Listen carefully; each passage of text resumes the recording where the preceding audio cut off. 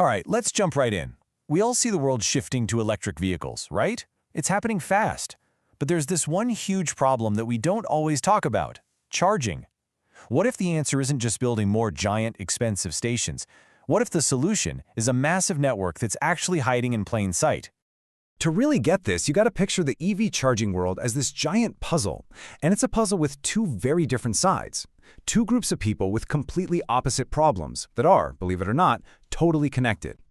So on one side, you've got the EV driver. You know who I'm talking about. Maybe you live in an apartment or in a city where you can't just pull into your own driveway.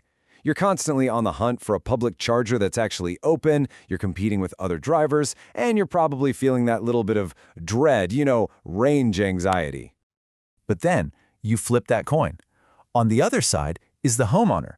They did the thing. They invested in a private charger for their own EV. It's awesome tech, for sure, but let's be real. Most of the day, and all night long, it's just sitting there, an expensive piece of equipment, not doing anything. And this lays it out perfectly. You've got the driver's dilemma over here, not enough places to charge, and the owner's opportunity over there, a resource that's totally underused. So the big question is, what if you could build a bridge between the two? Well, that bridge, it's a peer-to-peer solution. Instead of just waiting for companies to build more stations, platforms like PeerChargeEV are all about connecting these two groups directly. It turns this widespread problem into a solution that's literally powered by the community. So, what exactly is peer-to-peer EV charging? Honestly, the easiest way to think about it is like Airbnb, but for your EV charger. It's a really simple idea. A network that lets private owners, we'll call them hosts, rent out their home chargers when they're not using them. And it's all handled through a simple app on your phone. And the process couldn't be simpler. Check it out. A host lists their charger, they set their own hours, their own price, a driver just opens the app, finds a spot nearby that works for them, and books it. Then you just show up, plug in, and the payment is all handled securely and automatically through the app. It's clean, it's safe, and it's just so efficient.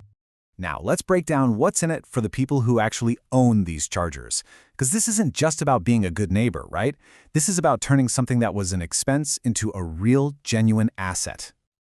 I mean, the biggest win is pretty obvious. You can earn passive income from infrastructure you already have. That charger in your garage can suddenly start paying for itself, helping to cover the installation costs, the electricity. You're literally making money from hardware that was just sitting there. And when you look at the whole picture for hosts, it gets even better. Sure, there's the income. You're also making the most out of your hardware. But the really cool part? You become a crucial piece of the solution. You're actively helping to build out the charging network in your own town and supporting the big shift to EVs in your community. Okay, so it's a fantastic deal for the charger owner, no doubt.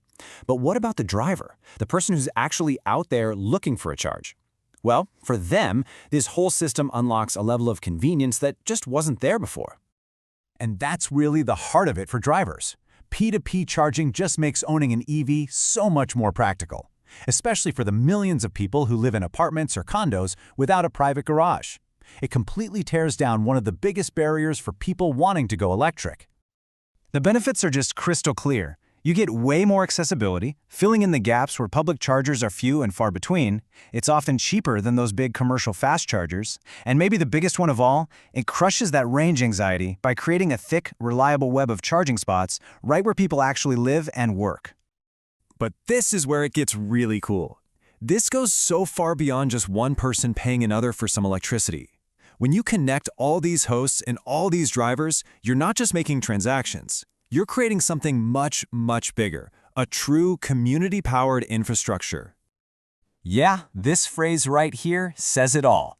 This isn't some top-down solution from a massive corporation. It's a community-driven network. It's built by your neighbors for your neighbors. It strengthens the whole EV ecosystem from the ground up. So why does all this matter so much? Because when you have a denser, more accessible charging network, it gives more people the confidence they need to finally make the switch to an EV. This model directly lowers those hurdles and helps speed up the entire shift to cleaner transportation for all of us.